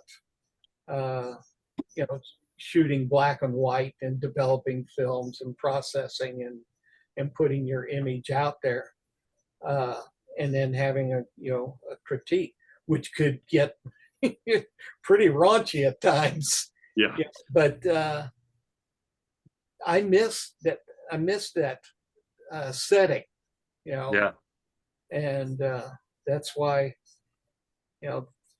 having the comments, I just would like to see more people involved and more images and more comments, because it's not just the comments on my work, it's what we, talk about what everybody else is doing for sure. Well, if you take a lot of these pictures and leave them in color, they don't say anything. They're just kind of there. When you flip them to black and white, it's a whole different genre. Ball game, yeah. Whole different deal. Whole different deal. I shoot mainly in color, but like this is like one of the few places that I shoot like for black and white. Well, I mean, we all shoot in color and then flip it. But if you take an image, I've taken an image and looked at it and it's like so, and then you flip it to black and white and you go, wow, it has an impact. but actually, I'm considering trying out shooting in black and white, like Total black, all right. Yeah. because I've learned that that's like better to see the light in the composition versus adding the color, No, good for because because I was trying to edit some pictures and it was a little bit distracting because there's so much color, and I was like, I'm just gonna try this in black and white and see what like if I can see the light better. And I was like, wow, this is a lot easier to edit, so I'm really gonna do that going forward. Do, Yeah. does everybody actually take their digital camera and then shoot it black and white? I mean, I don't. I have not Do we tried that, just- but I will. Yeah, I'm curious as to whether or not that you can get, you know, a good image, you know, with the camera deciding your values as Oh. opposed to shooting black and white film. Oh, What a lot of people do is they shoot raw plus JPEG. Mhm. And JPEG would be done in black and white, and that way you can look at the back of the screen real quick and just get an idea of what the black and white looks like. And I didn't know you could do that. That's interesting. yeah. So in Nikon, you just change the camera profile to monochrome. For the JPEG, or yeah, Yep. okay. Well, you can actually do it in RAW, and then when you import it, it will be like, do you use Lightroom, Todd? No, actually. Okay. I'm not sure the other I programs, use but Bridge primarily, yeah. okay. And then do you edit in Photoshop? Yeah. Okay. So I'm not sure if it will turn it into color. My concern about trying this is the actual probably. accurate white balance. Because then I don't know what the white balance I'll be is. done here in a minute. Because generally I'm looking at the back of my camera Does mom want? to try to gauge that. I'm intrigued about being able to see it in black and white on the back of my camera immediately. So I mean, if I can shoot raw, and then if I can make the JPEG black and white, I'll be up in a few minutes. Yeah. Yeah. Site because normally I'm shooting just in flat, like Right. raw or JPEG. So I was gonna ask the group, how do you like get contrast? Do you use like only like black and white, or do you actually use like the contrast slider as well? You know- Sometimes I use the contrast slider just to play with it, and just see, but I don't do a lot. I mean, if you do too much, it ruins the image. So, I use Photoshop. Mhm.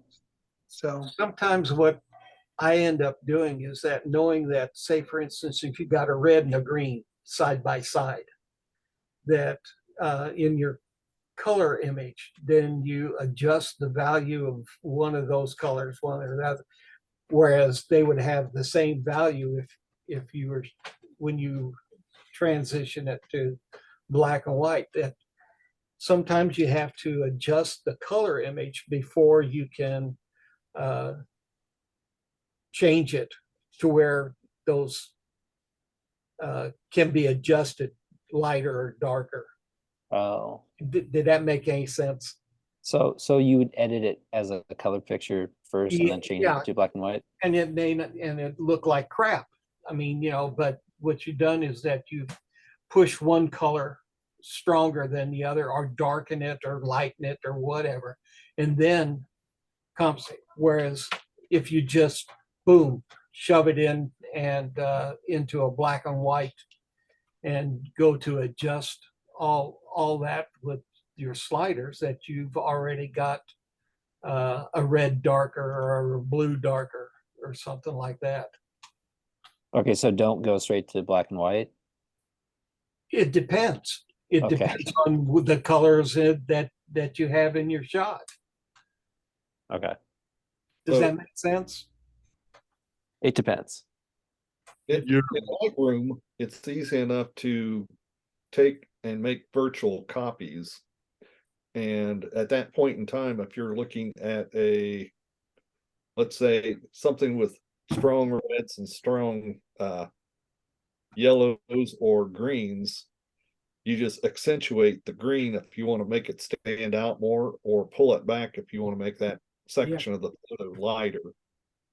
Mhm. And that way you can sit there and look at it and say, okay, now if I convert this to black and white, then I can look at it and you'll see that, let's say that you want to make the blue sky darker. It's easy to do and easier to do in color than it is black and white. Hmm. So you can just go and adjust your blue, and it may look really strange in the color Right, format, yeah, but once you put it into black and white, then all of a sudden you see that your sky is much darker yeah, or much lighter. Yeah. And of course, if you have 4 or 5 different types of virtual copies, you can go back and adjust those colors even after you've done black and white. Mhm. Okay. Yeah, because I've been just doing just like putting them straight to black and white and not Right. really caring about the color. I'll definitely try that out. when, where was that question? I had it there for a second, Scott. It's sort of like, I'm gonna have to bow out, guys. Thank you. Thanks again, Todd. but thanks, Tom. Thank you, Tom. You're reminding me of gosh, yeah, there is a whole science behind converting or using color, adjusting your image in color and then converting it to grayscale. Right. Yeah, I do remember that. I mean, gosh, that was earlier days of Photoshop. I know that was a hot topic. and it's sort of like thinking of in black and white film where we would use either red or yellow or orange or blue or green filters to Yeah. adjust contrast in the film itself. Yeah. Yeah. That, is what is it? It's over off of 95th Street. There's a photo place over there that's Overland still, Park photo? yeah. No, I don't think it's Overland Park. I think it's, You're talking about the photo lab? yeah, the photo lab. It's still, will do some, They're still there. Yeah. they're still there. Yeah. So they can process the film. Hmm. Because Like- I've been thinking again for like shooting for black and white, actually going back and shooting film, as opposed to when you're in the field and you're shooting everything in color, that you're, to get that mindset, okay, here's what I need to be looking at to make a black and white image. Like you said, using filters and stuff to adjust things. So the only problem is that I don't have a good scanner to take and transition that, into digital. Mhm. Process one. I mean, any more. That's it. Process one. Yeah, Yeah. it's process one. It's on not basically 95th and Metcalf. Yeah. I want to say Home Depot parking lot. Yeah, yeah. But a lot of places that you send your film off to now to have processed, they will go ahead and offer a scanning service. And they either Is that go right? Yeah, yeah. And then can they put that like on a flash drive or on a CD or a DVD? They usually offer a couple different options. I think anymore they're more inclined to try to put it up on the cloud, just because it's probably. But I think flash drives are an option too. Oh, Are most everybody renting Lightroom and Photoshop now? Oh yeah. yes. Are Yeah. you actually buying the program? So I don't know if you can even buy the program anymore. Maybe like an All right. older version. The really old version. Well, I'm using a really old version. Oh yeah. So, yeah. In fact, it's so old it won't.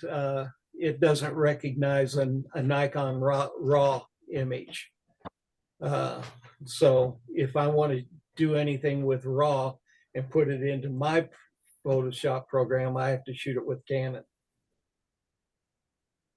And which version is that? 3 My goodness. CS3. Oh my goodness. Wow. Is that like 2000 like 6 or? Yeah, it goes. I think that it came out like maybe in the late 90s even. I'm Wow. not sure about that. All I know is that when I bought the program, it was in 2007. It was already old. Mhm. So, Oh, Todd, I was going to ask you why exactly do you use Photoshop versus like Lightroom? Is it because of like speed or? You know, when I edit photos, I use Photo Mechanic Okay, to yeah. select my photos, you know, for like to ingest and add metadata and all that. I use that as well. Yeah. So I use that, and then I will pop them over because I typically shoot raw, and then I'll pop them over into Adobe Bridge and then just apply my changes there. Primarily just because I've never taught myself Lightroom. I've played around with it, but I've just never delved into it. So it's not for any quality reason. It's just okay. I haven't I was just curious, are there like presets in Photoshop?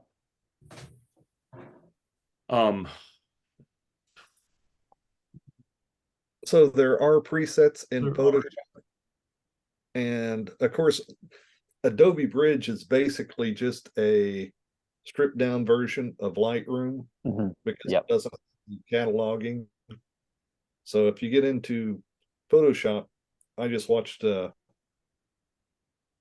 video from Matt Klaskowski, and he was talking about the new versions of presets in Photoshop. Interesting. Huh. Yeah, because I know a bunch of sports photographers use like Photo Mechanic and then Photoshop. Mm-hmm. And I was just curious like how that workflow goes. I mean, I find it super quick to, I mean, I can edit a ton of raw photos in Adobe Bridge in, like Photoshop. 10 minutes. I mean, basically. Oh, really? And I'm not even opening Photoshop at that point. Right. I'm just making all my adjustments in Adobe Bridge or Adobe Raw, basically. Okay, yeah, okay. Just the raw editor. Yeah, just a raw editor, which I send the photos from Bridge into the raw editor. Okay. Okay. Yeah, I'm coming. All right. Guys, been interesting. Absolutely. Yes, it has. Thanks, James. Okay. Take care, guys. Thanks a Bye, lot. James. See ya. I probably got to cut out too, folks, but Okay. So the one comment I would say is that if you just use Lightroom instead of Lightroom Classic, it doesn't have the cataloging and all of those services in it. Oh. And you can just actually go in and browse your files like you would Bridge. okay. But doesn't it have less features, just like the Lightroom? No, it's the same features. What they did was they had the Lightroom and you had to put everything in the cloud. And they figured out that nobody wanted to deal with their cloud services. Yeah. So they just basically started doing a lot of the things where you didn't have to use the cloud and you could just browse in Photo or Lightroom without cataloging everything, because a lot of people didn't like doing the cataloging inside of Lightroom. Yeah, because I mainly just edit in Lightroom. I don't know which version it is. I think it's like the classic. It's the one on the desktop. But yeah, the catalogs can be confusing and a bit annoying. Yeah. Agreed. Okay. Well, thank you so much, Todd. Yeah, you bet. Nice to meet you, and great to see everyone. And yeah, really fun. Thanks for having me. Thanks, Todd. Appreciate it. You bet. All right, folks. Thank you. Have a good night. Adios. See ya. See ya. enjoyed having you in the meeting, Dennis. So it was good to be here that I decided just to go ahead and take a few hours off of work and come and see what was going on and see how things were going for you. And I didn't know if we were going to talk too much about the future of the club or if we was going to hold off on that. So, Well, I think Calvin wants to cover that later. And he sent the thing about the subjects for next year. yeah, But I think he basically decided he wants to do a discussion group. So I don't know, we'd have to have, it would be nice to have somebody as president, but I don't know that it's really necessary. yeah. So, yeah, I don't know. I'm going to try to stay a member. So we'll see what, it really doesn't make any difference whether I'm out in Colorado or here. Right. So So where's Bill Shaw tonight? I don't know. I expected him to be here and I haven't heard from him for a few days. So I need to text him and see what's going on. I mean, he didn't even turn in pictures. Yeah. I know that at work, he said that he was maybe having to go to France or Italy or someplace maybe next month Hmm. or Belgium, maybe to see his bosses for some quality assignment or something. So it sounds like they've been sort of busy lately. Yeah. Oh well, maybe some of us can get together before I leave, do something. Yep, sounds good. If you need anything, just let me know. Okay, we'll do. Good to see you. So are you going to go to the meeting or the visitation for Dick O'Kell on the 23rd? I didn't get that quite in the email that Gretchen sent. I didn't quite get that. I think it's already been, hasn't it? So I thought that was the 23rd of March coming up. Okay, well maybe I deleted the email. I don't know. Where's it going to be? Do you know? I don't remember. I can go ahead and look it up and I can resend that to you if you want it. Okay. Yeah, I didn't. I don't know. I didn't quite understand. He died last year, didn't he? Yeah. It's kind of weird to have it this year so far out. Yeah. And I don't know if it was just basically they wanted some time to sort of schedule things out. And then if people from his work and other people are going to go and just have sort of some type of get together or what. Yeah. So I don't know. I hadn't heard that. I suppose I could call Gretchen and find out what's going on. She probably knows. yeah. And I haven't really heard from Gretchen for quite a while or Bruce or anybody else. So I didn't even realize he had passed away. Yeah, well, I knew he'd passed away, but I think it was like in September or October of last year. Yeah, I think it was October or something. So have you heard anything more from Michael and Kathy or Nope. okay. Go ahead. No. I don't know. I was even thinking about giving him a call and see if he wanted to go out to eat or something before I leave town. Yeah. I do know that he had problems with macular degeneration. And I don't know why. He told me that he wasn't driving anymore, that she was driving. So Okay. that was quite a while ago. That was at least 6 months ago. But what was it, last year? My wife ran into him and Kathy my wife does taxes for AARP, and she ran into both of them at the library. And he was asking about how I was doing. She told him, says, well, call him. Well, that's never did hear from him. So Yeah. I don't know. Well, and then Ken and Phil, no, was way last year. Phil and I went out to eat, and Ken called Mike, but he wasn't interested. So I don't know. Okay, If I find out anything, I'll let you know. sounds good. Alrighty. Okay, How's your view camera working? That pretty good? working pretty good. I haven't used it a whole lot, just a few times, but it's nice. So it seems to be working really well. I'm thinking about, just out of curiosity, I've got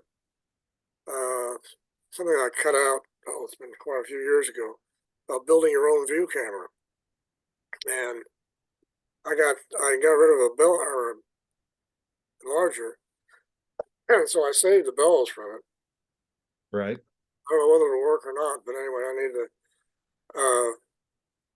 I may try to get all started before I leave, or give me another hobby out there. Yep. So, alrighty, well, time to say goodnight. So, I'll Okay. be talking to you. Good talking to you, Bill. See you later. Bye. Bye.